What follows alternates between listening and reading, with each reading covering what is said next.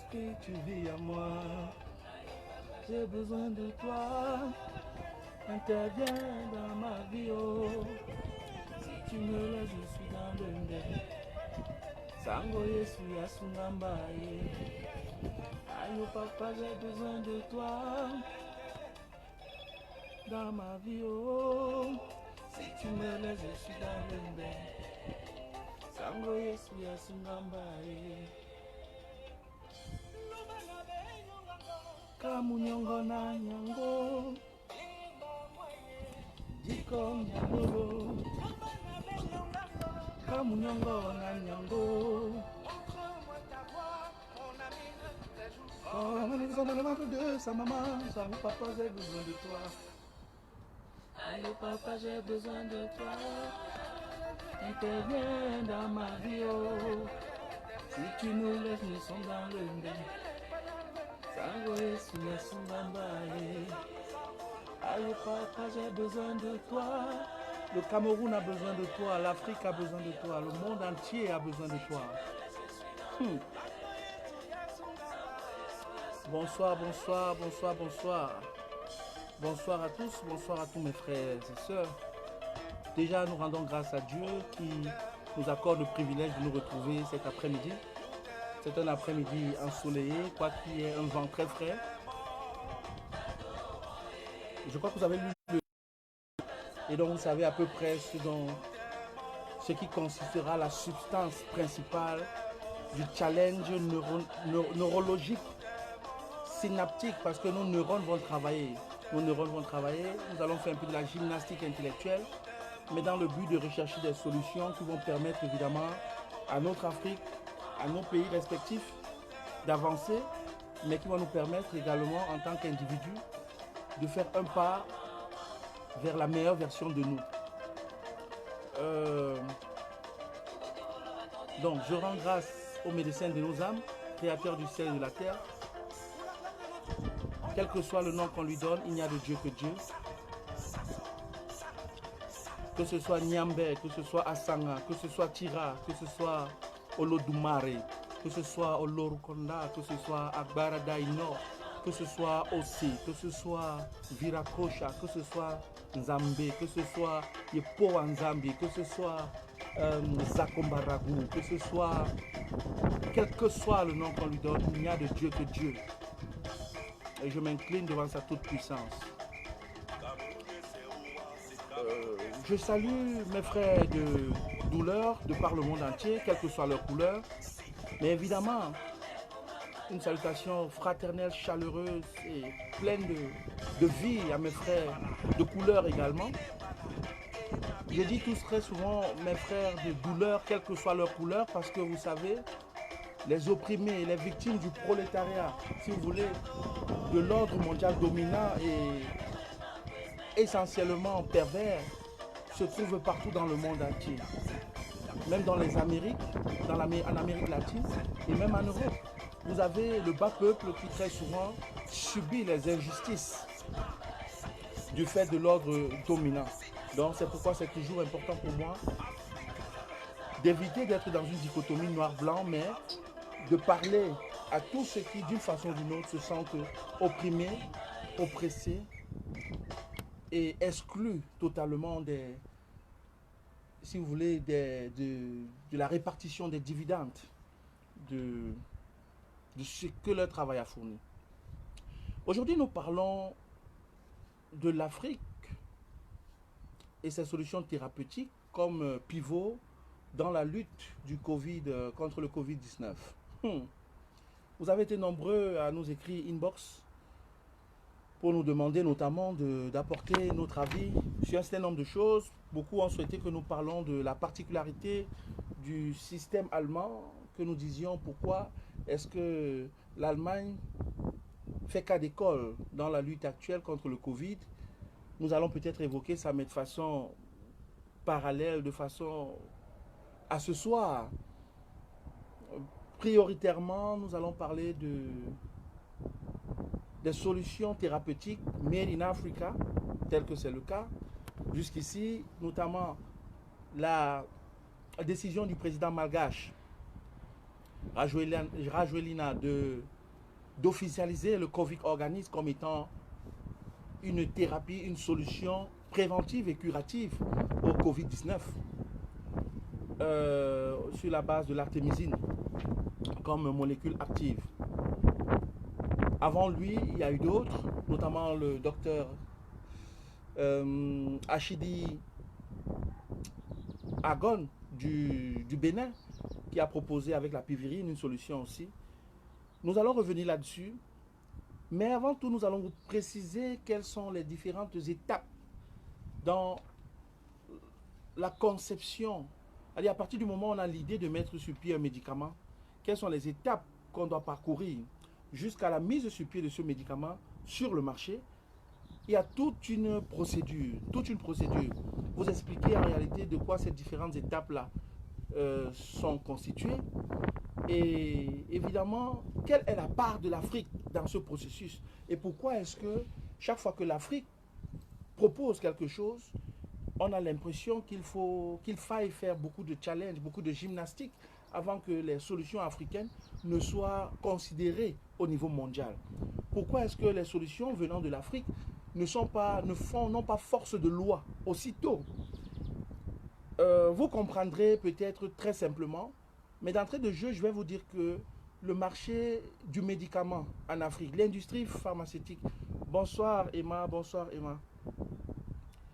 Faites signe si vous êtes là, comme ça pour que ça fait toujours plaisir de savoir. Voilà, donc je disais, le marché pharmaceutique africain ne représente que 3% du marché mondial, l'industrie pharmaceutique africaine. Vous comprenez donc que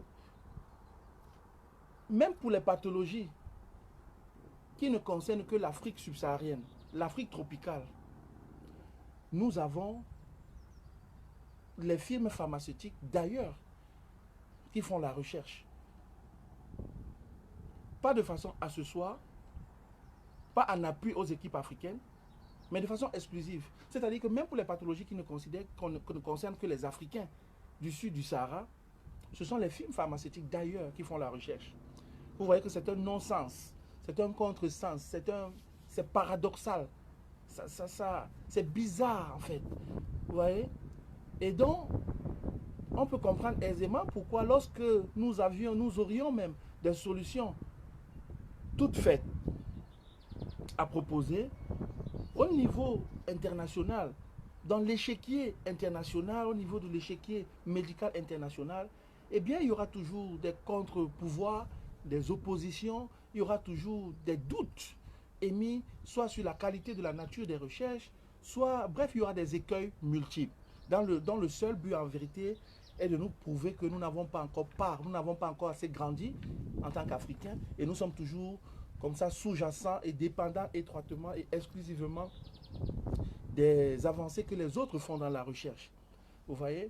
Donc, c'est bien, je suis content de voir que ci et là, il y a des satisfactions, il y a un soulagement, il y a c'est pas une indignation dans ce cas, mais qu'il y ait un contentement nécessaire temporaire des uns et des autres, comme quoi, ouf, mais c'est l'Afrique qui a la solution, ouf, Dieu a sa main sur l'Afrique.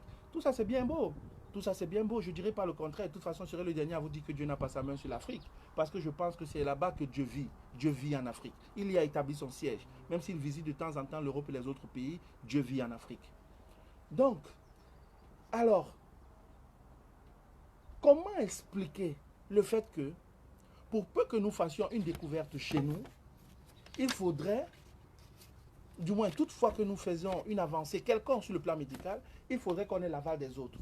Comment expliquer le fait que l'on ne puisse pas se lever, dire nous avons inventé ceci, que ce soit divulgué, diffusé, mis à la disposition de tous, et que ce soit validé comme tel, sans qu'on ait à faire tellement de gymnastique pour justifier le fait que non, les travaux, la procédure se soit passée sans problème majeur.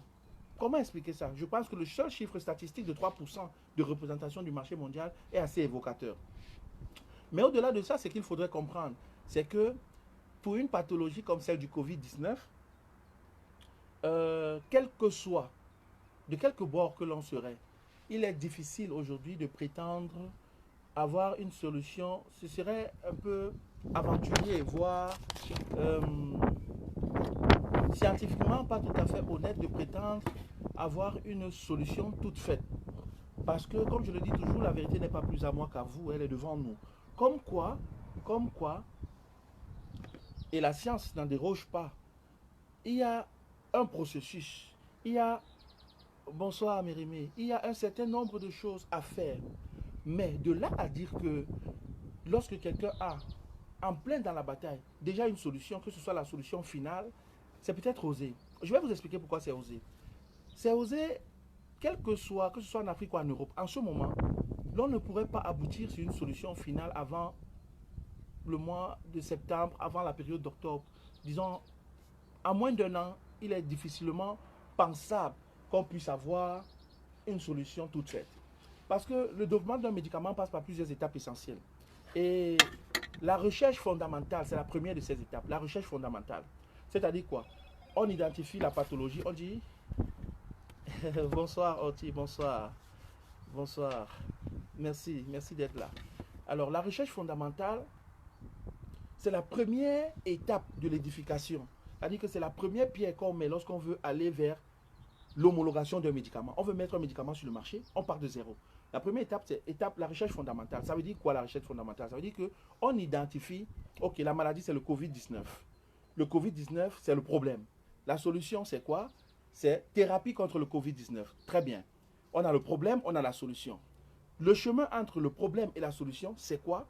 Il faut trouver donc des molécules ayant un potentiel, des molécules avec des molécules actives potentiellement, desquelles on pourrait extraire le principe actif qui sera compris dans le médicament. C'est-à-dire que quoi? C'est-à-dire qu'on a une plante, on dit, ah, cette plante-là peut contenir, pour une raison ou pour une autre, des principes actifs dans lesquels, à base desquels on fera le médicament contre le Covid-19. Ça, c'est la recherche fondamentale. Au moins, identifier la molécule.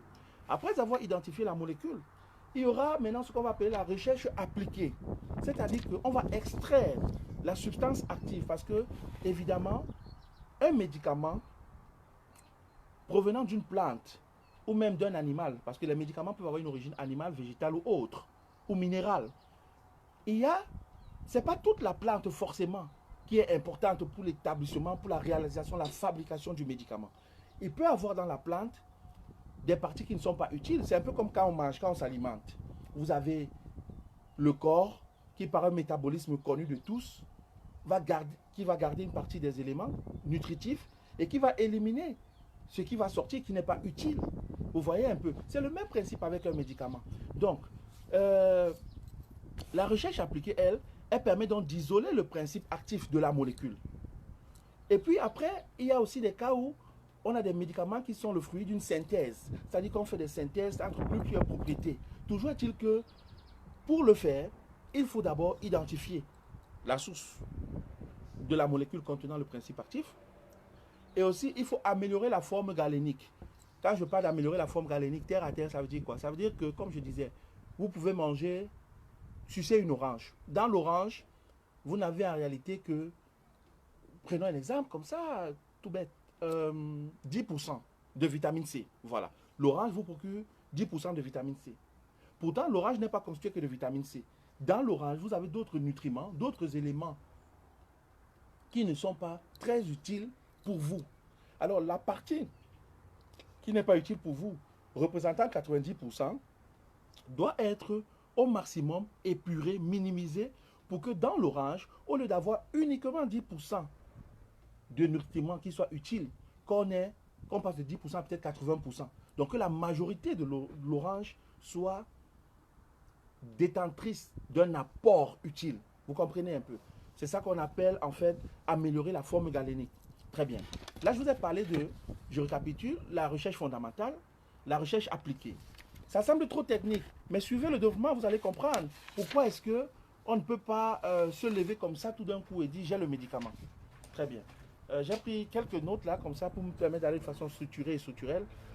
Par la suite, il y a maintenant les études précliniques. Je crois que j'en avais déjà parlé dans une vidéo précédente, faisant la démonstration parlant des vaccins pour l'Afrique et tout, je crois que j'avais évoqué ça. Les études précliniques consistent à faire quoi? consiste à définir le mode d'action du médicament, tester son efficacité, tester sa toxicité. Parce que, comme on dit très souvent que les discours politiques sont des logos pharmacon, c'est-à-dire que le discours politique peut être un médicament tout comme un poison. Il en est de même des médicaments. En fait, un médicament peut être une thérapie, il peut également être un poison, en fonction du dosage, en fonction de plusieurs paramètres. Donc, l'étude préclinique permet de déterminer l'efficacité d'un médicament. Est-ce que le médicament, donc, oui, ok, on sait qu'il y a une molécule, une substance positive dans ce médicament, mais est-elle efficace pour cette pathologie précise? On doit déterminer ça. Si oui, à quel moment est-elle efficace? On détermine son efficacité, on détermine sa toxicité, mais on détermine aussi, et ça c'est très important de le souligner, en fait, sa carte d'identité. Vous voyez, tous les éléments, toutes les propriétés de ce médicament ou de la substance dans la molécule, toutes les propriétés intrinsèques inhérentes à cette molécule.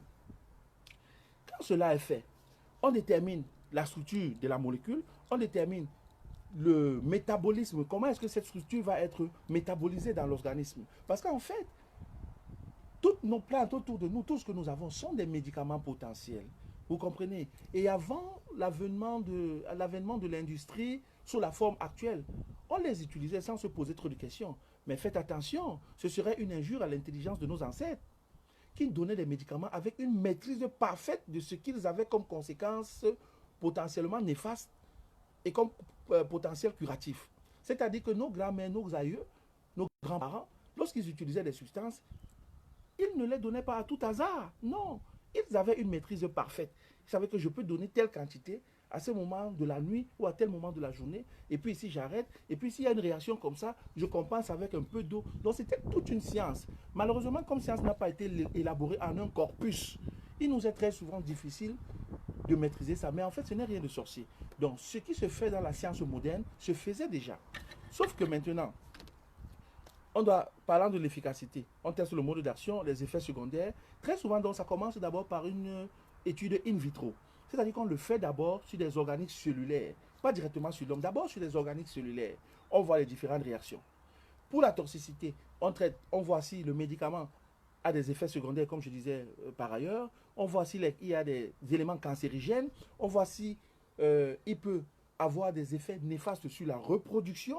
On regarde si le médicament peut avoir des incidences ou des conséquences sur l'ascendance, c'est-à-dire périnataux, sur les cas périnataux. Est-ce que après un accouchement, l'enfant qui naîtra parce qu'il a ingurgité une substance viendra avec des malformations et tout ça? Ça, c'est des trucs que nos parents faisaient déjà et qui continuent de se faire aujourd'hui dans la science moderne.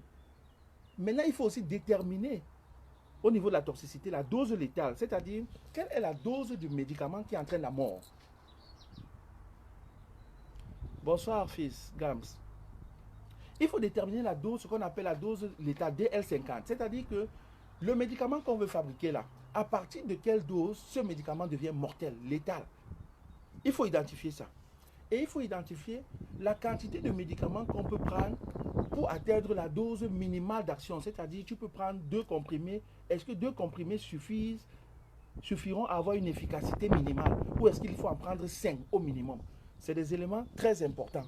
Lorsqu'on veut faire, on est au niveau de l'étude préclinique. J'ai parlé de la recherche fondamentale. J'ai parlé de la recherche appliquée. Je suis au niveau de l'étude préclinique qu'on fait sur les organismes cellulaires. Après ça, il y a maintenant des études précliniques qu'on fait sur des animaux. C'est là où vous entendez parler des rats de laboratoire, etc., etc. Parce que l'animal, très souvent, réagit un peu comme l'homme réagira. C'est vrai que quelquefois, il y a des réajustements à faire, ou bien chez l'homme, le médicament agit différemment, mais très souvent, l'animal, les aliments, les souris, les rats de laboratoire permettent d'avoir déjà une indication suffisante sur comment est-ce que le médicament agit. Et maintenant, on calcule tout simplement en fonction de la taille des hommes et tout. On fait une conversion de la quantité utilisée chez l'animal pour trouver les quantités, les dosages, du moins la posologie qu'il faudra chez l'homme. Là, on est encore au niveau des essais précliniques. Tout ça, ça prend du temps. Eh bien, quand on arrive sur la table des études cliniques, il faut comprendre que, parce que les essais précliniques peuvent se faire par des universités, c'est-à-dire que c'est des subventions, c'est souvent l'État du Cameroun, parce que je dis le Cameroun c'est une ville, la Côte d'Ivoire c'est une ville, et maintenant les différentes, ce que nous on appelle communément villes, sont pour moi dans l'élan panafricain des quartiers, des villes, voilà, des quartiers autant pour moi. Donc Yaoundé c'est un quartier de la ville Cameroun, et l'Afrique est un pays, est le pays, nous avons un seul pays. Donc En études cliniques, il faut passer maintenant comment on appelle ça, du développement de la molécule, après avoir testé tout ça, à la commercialisation. C'est-à-dire qu'il faut, l'objectif majeur, c'est de mettre le médicament dans les marchés, sur les étals, pour qu'on puisse, dans les pharmacies, pour qu'il soit accessible. Et là encore, c'est un parcours de combattant, je vous assure. Parce qu'en fait, il y a certaines substances qui n'ont jamais été ingérées par l'homme. Il faudrait observer comment est-ce que ça se passe. Il faut un protocole strict de mise en place. Ça s'appelle par exemple un protocole de bonne pratique clinique. Ça, c'est un protocole qu'il faudrait remplir. Protocole de bonne pratique clinique. Et maintenant, qui intervient? Ce ne sont plus forcément les grandes cliniques universitaires subventionnées par les États, mais ce sont les firmes pharmaceutiques et sous surveillance des organiques publics. À ce niveau, ce sont des firmes pharmaceutiques qui interviennent. Et les firmes pharmaceutiques viennent sous surveillance des organiques publics. Ça veut dire que quelqu'un ne peut pas se lever comme ça, dire j'ai trouvé le médicament, sans être passé par cette procédure. Ça, je vous parle là de la procédure standard. Il y a donc 4 étapes au niveau clinique. La firme pharmaceutique doit demander une autorisation. L'autorisation des essais cliniques, avec l'avis du comité de protection, ce qu'on appelle dans d'autres pays des comités d'éthique. On appelle ça comité de protection des personnes. Dans d'autres pays, on appelle ça comité d'éthique. C'est un aspect important sans lequel la recherche clinique ne peut pas se faire. Après ça, on a également le CCP, dans le comité d'éthique, qui va vérifier la méthodologie. Ils vont essayer de voir si, dans la recherche du médicament, toutes les étapes ont été respectées. Il y a donc 3 partenaires majeurs. Le promoteur, dans le laboratoire pharmaceutique à l'origine de l'essai, les investigateurs, c'est-à-dire les médecins ou pharmaciens, qui vont faire les essais sur les patients. Il y a les patients qui eux répondent à des critères précis. Dans la phase 1, on reteste encore tout. Maintenant sur l'homme, la toxicité, l'efficacité et tout, la tolérance, pour voir le devenir du médicament, on voit après l'absorption, le métabolisme jusqu'à l'élimination. Dans la phase 2, on fait la vérification du médicament par rapport à l'effet relation dose, exactement comme on a fait sur les souris ou bien sur les rats du laboratoire dans le cadre préclinique. On refait la même chose, mais là, des sujets maintenant atteints. Parce que dans la phase 1, on teste sur des sujets qui ne sont pas malades. C'est-à-dire qu'on veut tester un médicament efficace contre le Covid-19. Dans la phase clinique, la première étape de la phase clinique, on teste sur des personnes qui ne sont pas malades. C'est comme un sujet de contrôle. Deuxième phase, on teste sur les sujets maintenant malades. Et là, sur un groupe de quelques centaines. Dans la troisième phase, on va tester sur des groupes de quelques milliers en observant si les résultats qu'on a eu dans la deuxième phase sur quelques centaines de patients se confirment ou sont infirmés. Et on appelle ça à ce moment de proof of concept. Donc là, on établit donc un concept pour se rassurer que oui, le médicament-ci est véritablement un médicament qu'on peut commercialiser. On passe dans la phase 3. Là, c'est la production en grande échelle. À ce moment, on prend un groupe qui est un groupe placebo, c'est-à-dire, on appelle ça la... Comment ça s'appelle? Il y a un truc on agit en double aveugle. Ça veut dire, ni le médecin ni les patients ne savent quel est le médicament qu'ils prennent. À un groupe de patients, un groupe de sujets, on donne le médicament. À un autre groupe, on ne donne pas le médicament. C'est l'effet placebo. Juste pour voir. Et ça se fait sur quelques milliers de personnes. Et lorsqu'on a les résultats, ce n'est qu'à ce moment-là qu'on fait donc la demande. Vous comprenez? On est déjà à la 4e étape de des essais cliniques. Et ce n'est qu'à ce moment-là qu'on fait, parce qu'on a étudié les interactions médicamenteuses entre le médicament, le patient. On a calculé le rapport bénéfice-risque. On fait maintenant une demande pour la mise sur le marché. Une demande, voilà, ça s'appelle autorisation de mise sur le marché. Et ce n'est qu'après avoir une autorisation de mise sur le marché, si elle est accordée, que on est dans la 4e phase où le médicament est commercialisé, on définit la posologie, tout ce que vous connaissez là, la posologie, effets secondaires, bref, tout ce qui est souvent sur la notice d'utilisation. C'est dans cette phase-là qu'on élabore la notice d'utilisation, on finit de l'élaborer, on met le médicament à disposition. Le médicament est commercialisable, mais il entre dans la quatrième phase. Quoi qu'étant déjà sur le marché, parce que c'est déjà homologué, c'est déjà validé, il entre dans la quatrième phase où on va contrôler de façon stricte, de façon précise, les premières années, si tous les effets précliniques, la recherche fondamentale, recherche appliquée, essais précliniques, essais cliniques, toutes ces phases-là sont toujours concluantes. Et bien, si elles sont toujours concluantes, alors, à ce moment, on laisse le médicament sur le marché. Si dans la phase 4, on se rend compte que non, il y a eu des erreurs et le médicament n'est pas supporté, il y a beaucoup d'effets secondaires, on retire le médicament du marché. Ça, c'est la procédure standard, la procédure standardisée pour qu'un médicament puisse voir le jour. Mais le problème dans toute cette démarche-là, c'est quoi? Le problème, c'est que vous avez des pays comme la France, il y a donc une méthode directe et une méthode indirecte pour accéder à la mise sur pied du médicament sur les marchés. Et la méthode directe comme indirecte ne tient pas compte toujours des pays africains. C'est-à-dire qu'un médicament qui doit être mis sur pied au niveau de la France, les Français peuvent user la procédure directe, ou bien ils peuvent directement passer par comment ça s'appelle, par l'Union européenne, faire une demande directe au niveau de l'Union européenne. Lorsque le médicament est homologué, le médicament est commercialisé, je vous rappelle qu'il y a toujours un vote qui se fait. Et il faut avoir, je crois qu'il y a 27 membres, 28 aujourd'hui, dans l'Union européenne, plus 5 membres qui font partie de ce comité d'éthique de validation. Donc ils sont pratiquement 32. Sur ces 32 personnes, il faut avoir 17 voix, dont la majorité gagne pour qu'on valide la diffusion du médicament sur le marché mondial. Vous voyez qu'il y a toute une procédure. Maintenant, ça c'est pour ce qui est de l'Europe. Comment alors allez-vous expliquer qu'un médicament fait en Afrique, dans des conditions qu'eux ne connaissent pas toujours, mais qui vont qualifier quelquefois de très primitives? Comment voulez-vous qu'un tel médicament puisse passer toutes ces étapes, puisse être homologué au niveau de l'Europe, sans qu'on nous dise non, non, non, il faut revoir? Ça c'est bien. La procédure en soi est déjà d'abord très longue, donc quelqu'un ne peut pas se lever comme ça. De deux, l'autre aspect c'est que maintenant, si on fait la procédure, on fait des médicaments chez nous et on respecte toute la procédure, ils ne peuvent pas facilement nous donner des brevets, mais ils ne nous les donneront pas. Pourquoi vont-ils nous donner des brevets aussi facilement? Le professeur Anomangou est décédé comme ça, dans l'anonymat total, au Cameroun. Il a fait des recherches, il a trouvé une thérapie très efficace contre le VIH-Sida. Mais en son temps, il n'a pas eu de brevet et on a tout fait pour taire ça. Il s'en est allé, il est parti avec son invention, on pourrait le dire. Vous comprenez? Aujourd'hui, vous avez le docteur Achidi Valentin Agon, avec son African Phytotherapy Industry. Il n'est pas à son premier coup d'essai. En 1996, il a été décoré par rapport à l'apipalu. Donc il a fait des recherches, il a montré, il a porté un médicament pour soulager le palud, pour soigner le paludisme.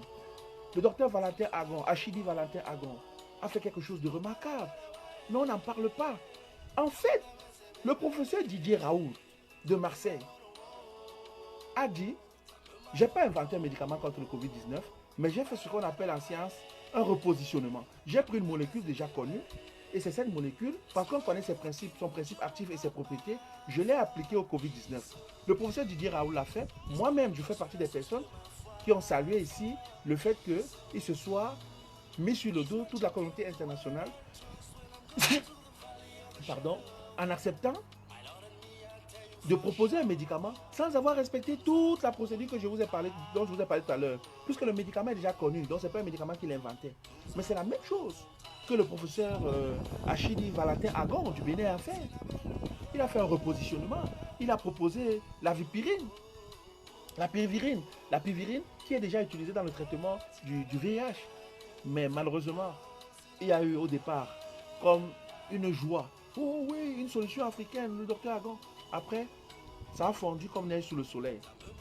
Aujourd'hui, c'est d'ailleurs interdit de vente au Burkina Faso. Vous voyez un peu l'ironie, vous voyez un peu la difficulté que nous avons. C'est-à-dire qu'un chercheur, un scientifique, fait des efforts, il trouve quelque chose, mais il n'a pas les accompagnements. Il n'a pas l'accompagnement des autorités, des gouvernements. C'est problématique. Je souhaiterais, nous souhaiterons en tout cas que le Covid-19 soit un moment de réflexion profonde.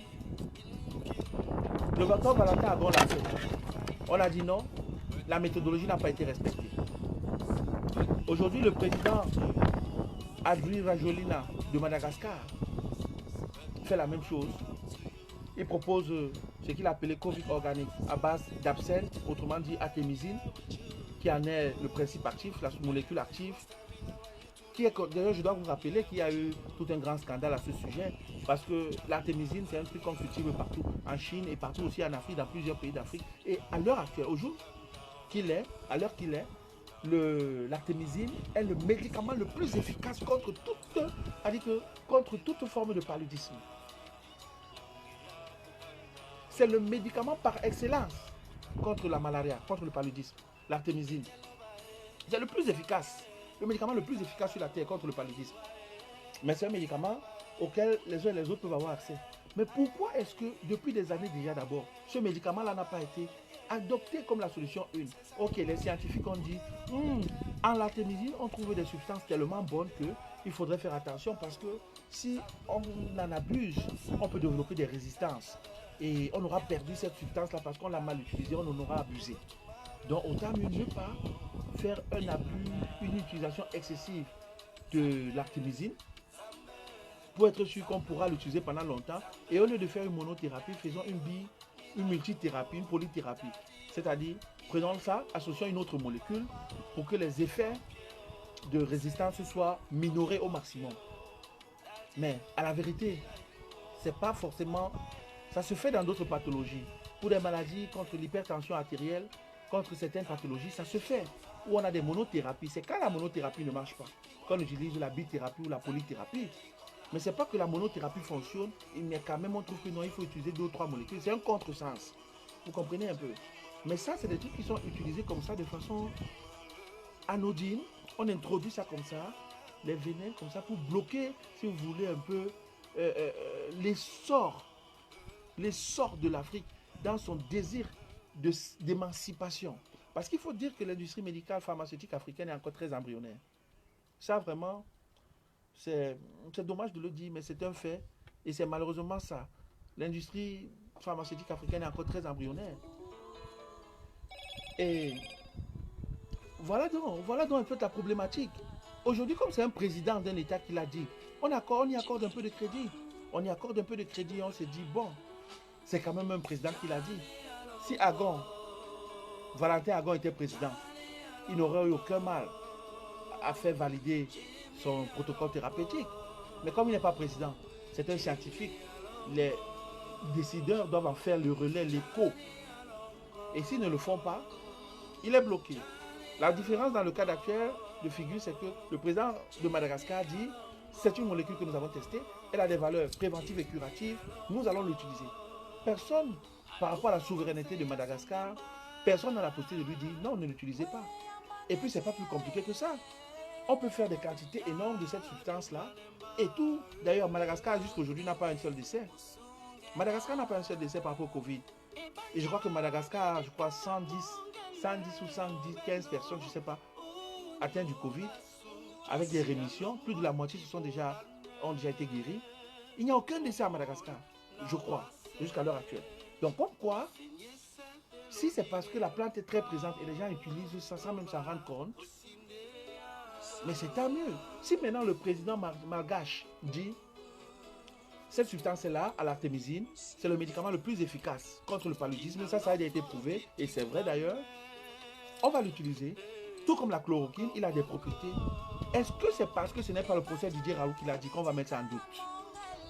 Le président malgache n'invente rien. Il dit ce que toute la communauté scientifique sait déjà. Et là, je nous invite, Africains, nous, à nous valoriser, à valoriser chez nous. Je vous ai dit ici, en date du 13 avril, qu'il y avait pas seulement une thèse complotiste, mais il y avait sur les origines du SARS-CoV-2, il y avait pas mal d'éléments qui nous faisaient croire, dur comme faire, qu'il y aurait eu une manipulation en laboratoire. Très peu ont considéré ça, on s'est dit, bon voilà, un énième scientifique, un énième médecin comme ça, là, qui divague. Quelques jours après, je crois 4 ou 5 jours après, le professeur Luc Montagnier l'a dit. Bon, ok. Fort de sa crédibilité scientifique et l'aura de son prix Nobel obtenu en 83, tout le monde a commencé à relayer ça. On a partagé dans WhatsApp. Voilà ce que le professeur Luc Montagnier a dit. Et c'est ça le problème de l'Africain. Apprenons à nous faire confiance. Apprenons à valoriser ce que notre frère fait. Apprenons à valoriser ce que notre semblable fait. Vous comprenez? Parce que si nous ne nous valoriserons pas, nous ne nous valoriserons pas autant pour moi, personne ne le fera. Si nous ne nous valorisons pas, personne ne le fera pour nous. Le président malgache l'a dit. L'artémisine, on va l'utiliser dans son pays. Ils n'ont qu'à produire ça en grande quantité et à donner à tous ceux qui veulent. Même si ça n'a pas été prouvé, l'OMS a réagi en disant que oui, mais les études n'ont pas été concluantes. Ah, dites-moi un peu. Parce qu'il peut avoir des effets secondaires, il peut avoir... Quel est l'effet secondaire de la mort? C'est quoi l'effet secondaire de la mort? Dites-moi. Si vous connaissez l'effet secondaire de la mort, moi je serais très ravi. Je suis preneur. La mort n'a pas d'effet secondaire. Ça veut dire qu'en situation de crise, en situation de guerre bactériologique, dans une situation de désespoir généralisé, on s'appuie sur tout ce qui peut nous permettre de voir la lumière du soleil.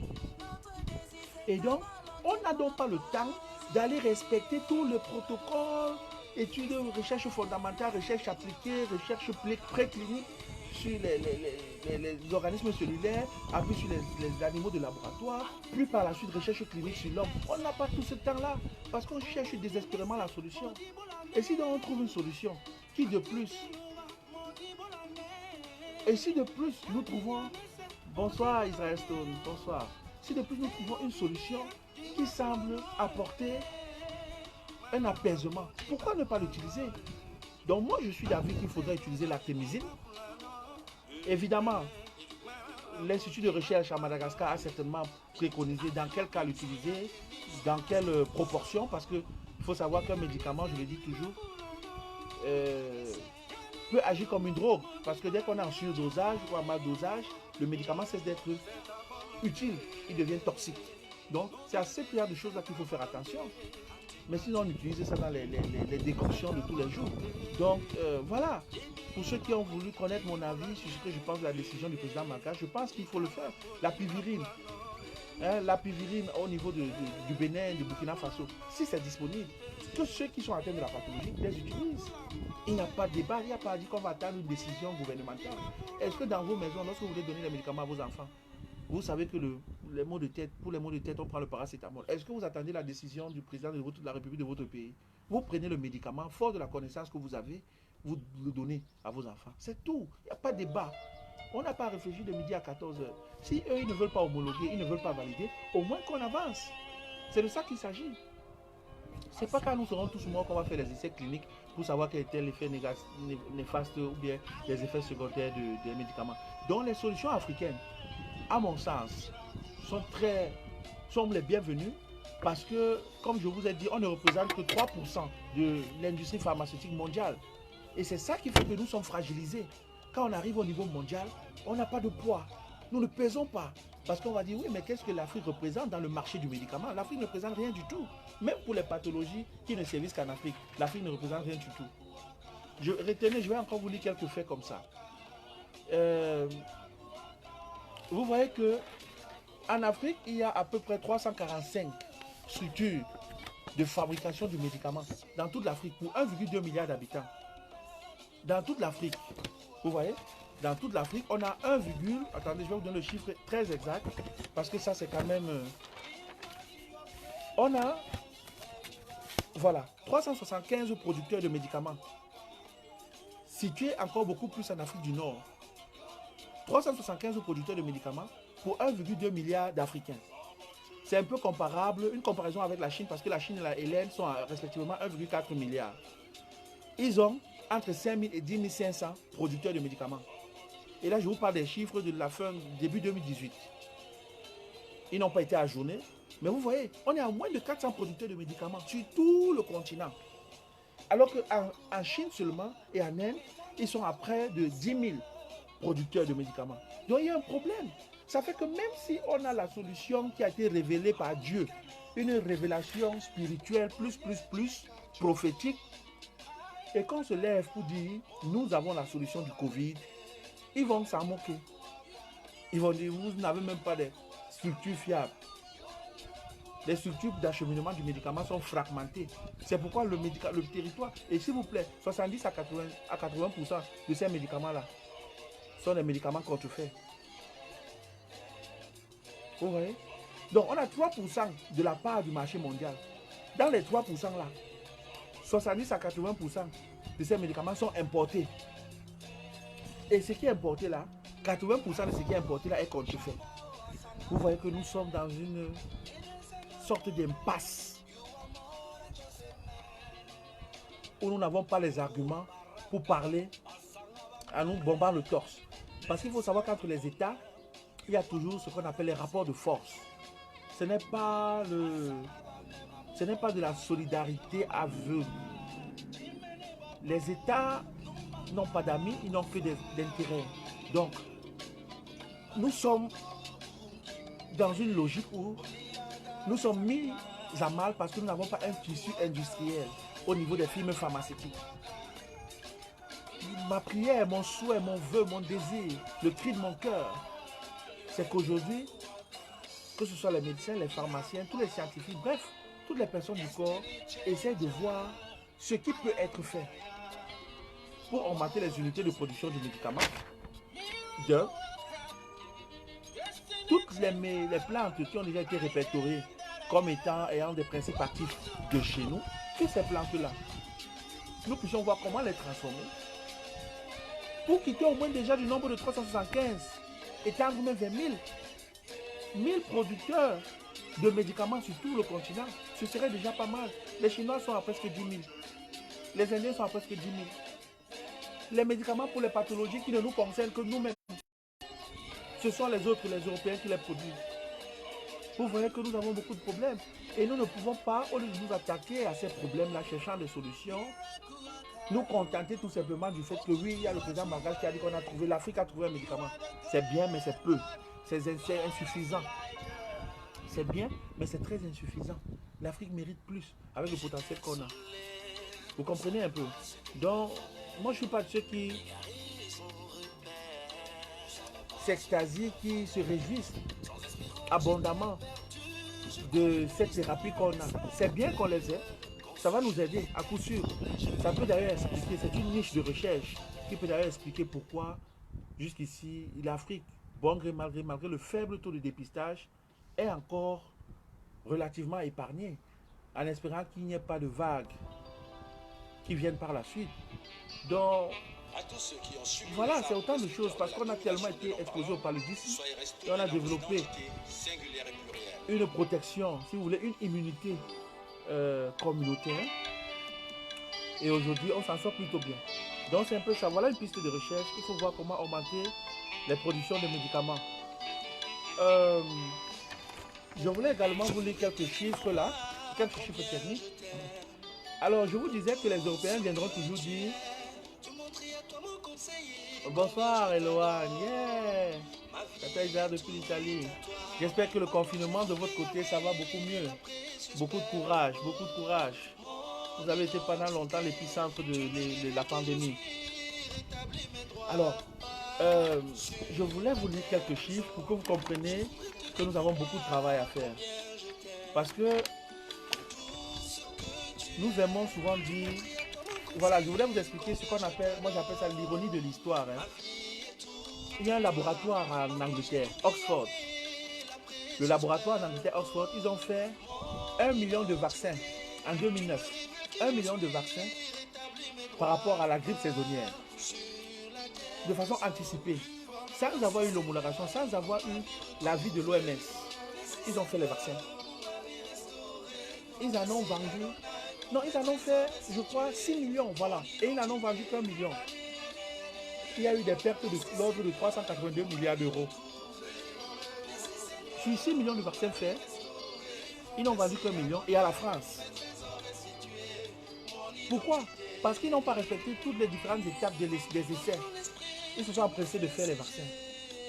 Mais la même université et le laboratoire, parce que c'est une clinique universitaire, à Oxford, en Angleterre, ils sont les mêmes qui ont dit que mais on ne peut pas considérer la solution africaine comme étant une solution véritable parce que les essais n'ont pas encore été faits à une plus grande échelle. Pourtant, ils sont les mêmes qui, à l'heure où je vous parle, sont en train de faire des essais. Ils sont déjà en train de valider la production des essais de vaccins contre le Covid-19, lesquels vaccins seront disponibles en septembre. Parce qu'ils essaient d'être les premiers. C'est la course contre la mort, ils vont être les premiers à sortir le vaccin. Donc ils vont brûler certaines étapes. Publier les recherches en septembre 2020. Et ce sont les mêmes qui disent que les thérapies faites en Afrique.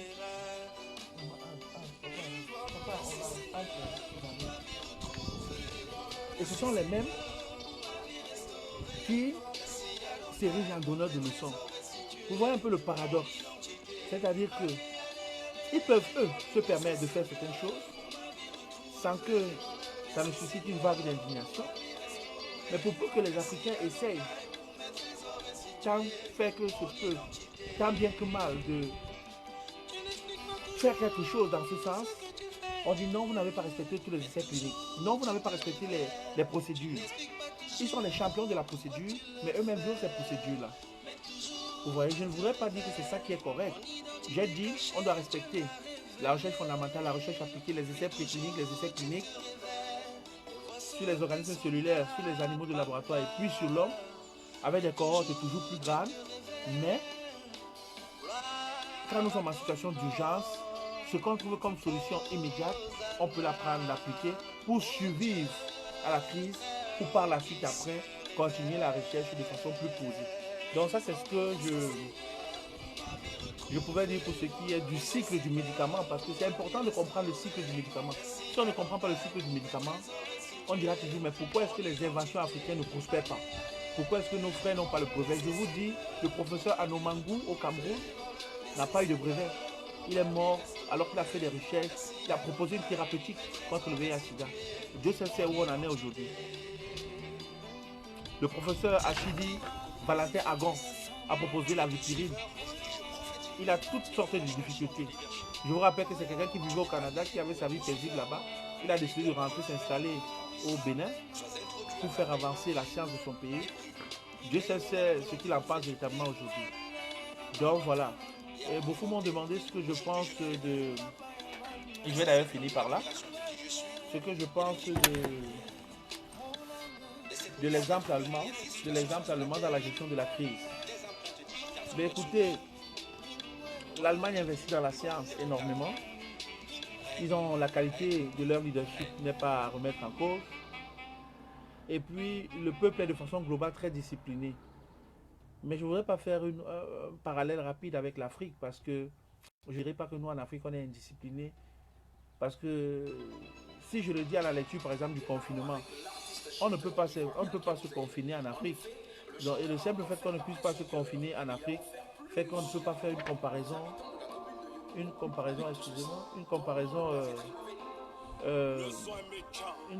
semblable entre l'Afrique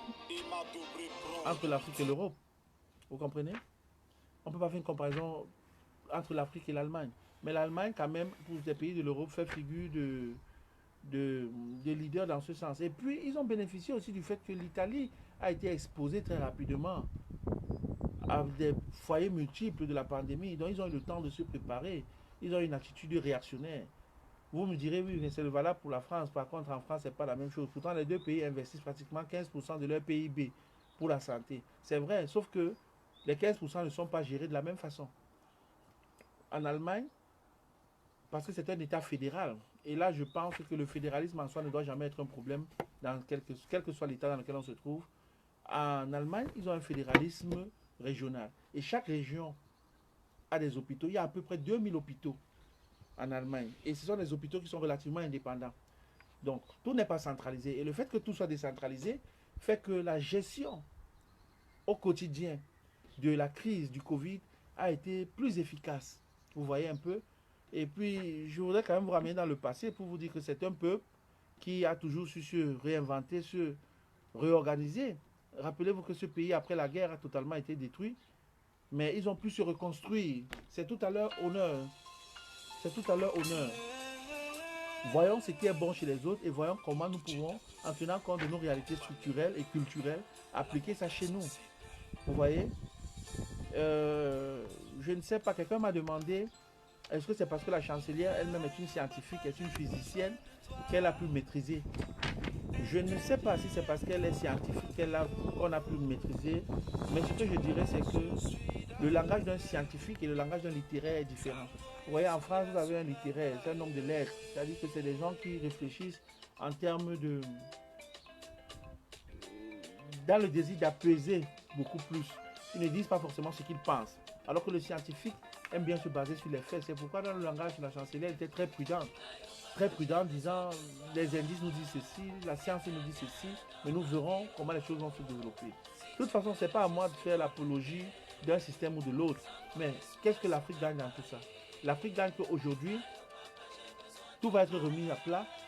Et peut-être qu'il faudrait que nous voyions comment développer notre propre recherche et surtout notre industrie pharmaceutique, notre industrie du médicament. Notre industrie du médicament. La nature et le Seigneur nous aiment tellement que dans notre désordre manifeste et dans notre légèreté, malgré toutes les tares que nous avons, il nous utilise aujourd'hui comme un avatar, c'est-à-dire que comme un modèle, comme une référence. Parce que les gens s'attendaient à ce que nous soyons exterminés, que nous soyons, même s'il y a encore une certaine peur qui tarauderait les esprits, où on se dit, ouais, peut-être ça viendrait encore. Au moins, au jour qu'il est, on n'a pas encore eu l'hécatombe. C'est déjà ça. Et je pense que c'est parce que Dieu a, plus qu'ailleurs, sa main sur le continent africain. Ça, je le dis et je le pense vraiment. Mais n'abusons pas de la bonté et de la grâce surabondante de l'Éternel. Parce que il ne se repent pas de ses dons. Et il donne à qui il veut. Il fait grâce à qui il veut. Il lui a plu de nous faire grâce en cette saison difficile sur le plan de la santé. Parce qu'il voit nos systèmes de santé. Mais qu'adviendra-t-il lorsque sur le plan économique, les gens mourront parce qu'ils auront faim? Qu'adviendra-t-il si nous n'utilisons pas cette possibilité et cette chance que nous avons maintenant de nous réorganiser? Réorganisons-nous. Réorganisons-nous. Produisons. Réorganisons notre système de santé. Nous avons des solutions concrètes à faire. Mais nous n'allons pas faire des solutions concrètes aujourd'hui parce que certains, par exemple au Cameroun, en ce moment, je crois qu'il y a des gens qui sont plus dans les logiques conflictuelles de recherche du pouvoir ci et là. Nous n'avons rien contre.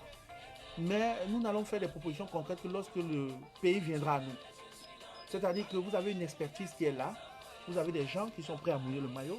Vous avez des gens qui sont prêts et qui d'ailleurs moulent le maillot sur le terrain de l'émancipation individuelle et collective tous les jours. Mais il faudrait tout simplement que notre État en fasse aussi la demande. Nous faisons des propositions, mais connaissant les pesanteurs structurelles, si ces positions ne sont pas prises en compte, nous avons à dire, nous avons beaucoup à proposer, nous avons beaucoup à apporter. Nous essayons de le faire tant bien que mal. Mais il faudrait tout simplement que ce soit davantage bien accueilli. Parce qu'au-delà des clivages et des chapelles politiques et spirituelles et religieuses, je vous l'ai dit, il ne faut pas oublier que Dieu a un plan pour l'Afrique. Et le plan de Dieu pour l'Afrique passe aussi par cette saison. Et c'est dans cette saison qu'il faudra identifier avec précision le rôle pivot majeur que l'Afrique doit jouer. Car si nous ratons cette opportunité que la vie nous présente, nous allons encore passer beaucoup de temps dans la pénombre. Nous sommes un carrefour. On va un peu regarder la nature. Nous sommes un carrefour véritable.